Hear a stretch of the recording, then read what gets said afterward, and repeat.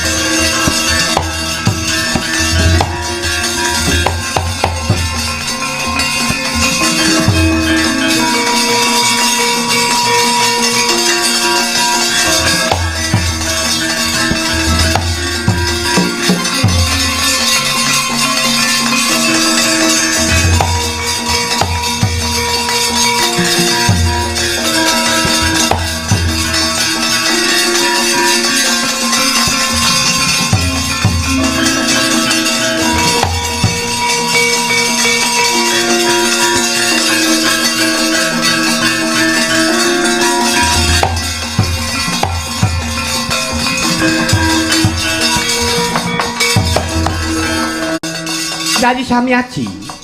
Kados pundi Koko Prabu? Yayi. Puji syukur ngersanipun Gusti ingkang ngakarya jagat. Kasembadan panyuwunipun ingkang putranipun Bimanyu menapa denipun Gatotkaca anggenipun nyadang kanugrahan paringing Jawata Wahyu cakraning rat lan cahyaning rat. Sampun tinampi dening kang putranipun Bimanyu lan Gatotkaca mugi-mugi iki mawon ing tembinipun tedhak turunipun Bimanyu lan Gatotkaca tansah saged renteng-renteng ora runtungan. Rak ya mengkono Kakang Semar kang minangka dadya paseksening lalakon iki. Nggih sinuwun. Bejo kemayangan momongan kula para Pandhawa. Saged kelampahan ingkang putra nampi Nugraha. Wahyu cakraning rat lan cahyaning rat kajawi saking menika sinuwun panyuwun kula dumateng Gusti ingkang merubeng dumadi. Tumrapipun ingkang hamangku gati anak kula pun Rudiyanto. Sak garwa putra anggenipun hamangku gati.